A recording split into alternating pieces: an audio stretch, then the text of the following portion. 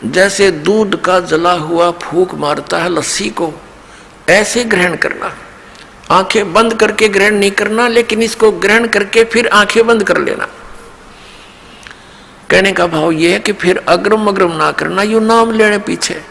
इस दीक्षा लेने से पहले आप खूब ट्राई करो और खूब परीक्षण करो, सब जो दास बताता उसका प्रमाण देखो, और फिर आंखें बंद करके उपदेश ले लो।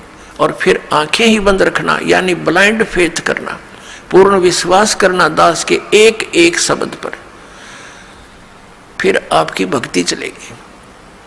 अब तो आप आते हो दूध के जले हुए,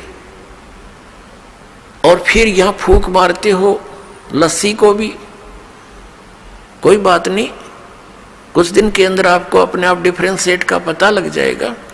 और खूब ट्राई करो पहले, फिर बाद में अगन बग्र करोगे तो भगवान का लाभ मिलना बंद हो जाएगा। दीक्षा लेने के बाद यदि आप दास के वचनों में अविश्वास करते हो, आपका नाम नहीं रहेगा। कह कबीर सुनो भी साधो, मैं तो हूं विश्वास में। अब उस परम पिता परमेश्वर परम पूज्य कबीर जी, जो एक जुलाहा जाति में, एक झोपड़ी में रहने वाला, एक धोती लंगोटी में रहने वाला, और उसको भगवान मानना बालकों का खेल है, लेकिन वो परमात्मा है और थे और रहेंगे, क्योंकि हम समझ नहीं सके। अब उसको कोई परमात्मा मान सकता है?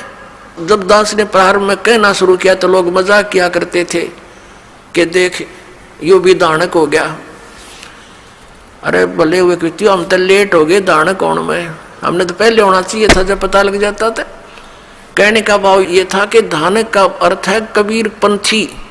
उस कबीर पंथ परमात्मा परमेश्वर के द्वारा दिए हुए वे ऑफ वर्शिप पे, उस रास्ते पर चलने वाले तो हमने पहले बन जाना चाहिए था। हमारे दादे परदादों ने बन जाना चाहिए था। वह भूत बने फिरे नकली संतों और पंथों, इन गुरुओं के शास्त्र विरुद्ध ज्ञान को सुन सुनकर अरिबुन के श्राद्ध निकलवावे, वह भूत बने फिरे आप खावें, क्योंकि तुम्हारे पिताजी स्वर्ग में दुखी हो रहे हैं। अरे स्वर्ग की तो हो गया जहाँ दुखी हो रहे हैं, नो का नरक में डलवा दिया उल्टी साधना करवा के, और फिर आप पेट भरें और श्राद्ध के तुम्हारे पिताजी खावें। वाह भाई वाह। तो कहने का भाव ये पुण्यात्माओं, शास्त्र विरुद्ध साधना करने से हम बहुत हानि उठा चुके हैं। उस दानक जुलाहे कबीर जी को और भगवान मानना, ये भी एक 8वां जुबा के 10वां जुबा समझ लियो, लेकिन वो भगवान है ही। हमारे ना मानने से उनकी वो प्रभुता समाप्त नहीं हो सकती, क्योंकि हम नहीं पहचान पा रहे लाल है ये, हमें विश्वास नहीं हो पा रहा, तो ये हमारी बाल बुद्धि का ही परिणाम है। लाल तो इतनी ही कीमत रखता है, वो लाल है, वो पूर्ण परमात्मा है, और वहाँ लीला करने के लिए सह शरीर आए थे, सह शरीर चले गए थे, और पूरा ज्ञान उन्होंने हमें बताया आकर के, जो दास आपको बता रहा। तो प्रसंग चल रहा है, हम उसी पर आते हैं। तो इसी प्रकार जब आप जी दीक्षा ले लेते हो, उसके बाद फिर दास जो वचन बोलता है और आपके मन में अविश्वास उत्पन्न होता है, तो आप कमजोरी में आ चुके हो।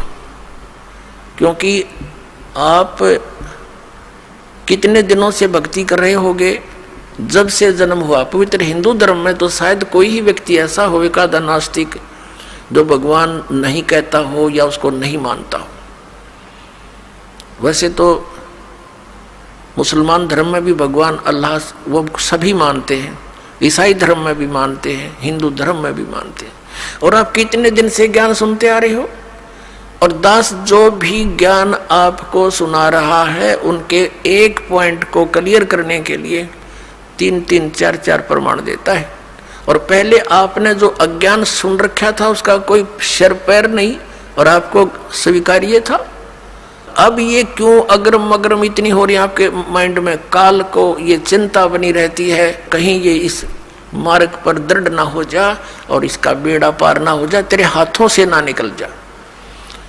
तो पुण्यात्माओं, उपदेश लेने से पहले दास ने बहुत सुविधा उपलब्ध कर रखी है। जिन दिनों में सत्संग होता सत्संग सुन करो।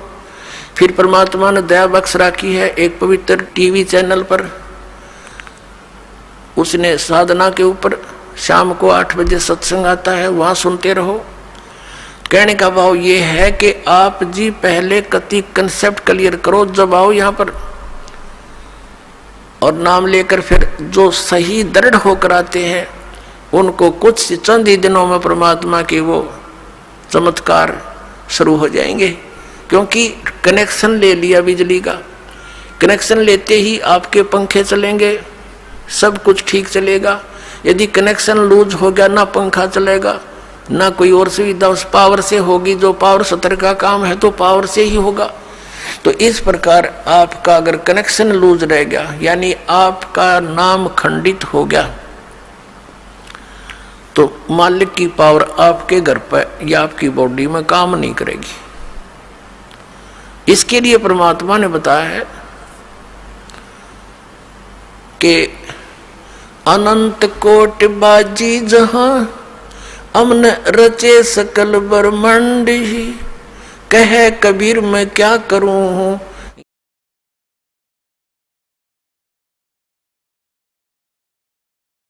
ये काल करे जीव खंड, कि मैं इतना समर्थ हूं। परमेश्वर कबीर जी कहते हैं अनंत कोट बाजी जहां मन रचे सकल ब्रह्मांड।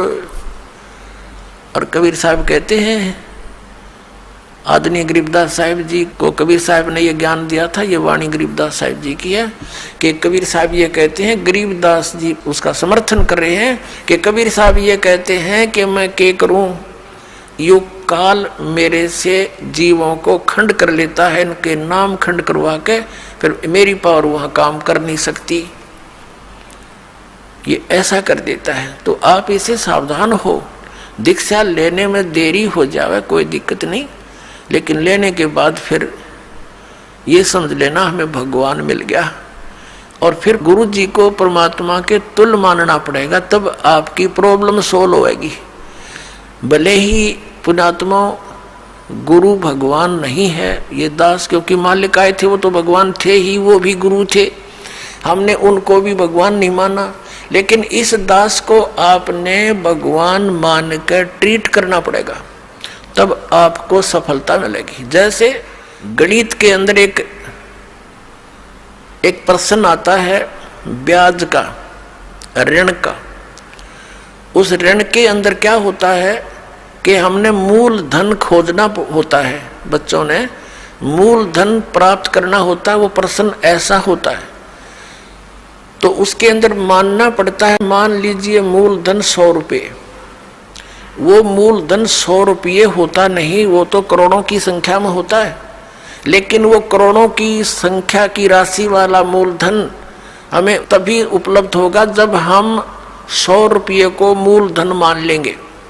अब समझदार को संकेत बतेरा, भले ये दास भगवान नहीं है, लेकिन उस मूलधन को पाने के लिए यानी मूल मालिक को पाने के लिए आपने गुरु जी को एज ए गॉड ट्रीट करना पड़ेगा। यूँ समझ ले कि मेरे सामने आज वो परमात्मा आ जाते हैं। इस दास के स्थान पर परमात्मा स्वयं भी आए थे। आज से 600 वर्ष पहले 120 वर्ष तक हमारे डले खाकर चले गए, हमारी गालियां खाकर चले गए, जूते खाकर चले गए, क्योंकि जिस बाप का बेटा शराब पी रहा हो और पिता जाकर उसको कहता महफिल में बेटा आजा तू ना नाश करे, तो वो झगड़ा कर देता पिता के साथ, हाथापाई भी कर देता है, एक तरह मेरी बेइज्जती कर दी, क्योंकि होश में है नहीं, नशे में। तो हमने यहाँ काल के इस झूठे रंग की भांग पी रखी है। कबीर ये माया अटपटी सब गट आन अड़ी और किस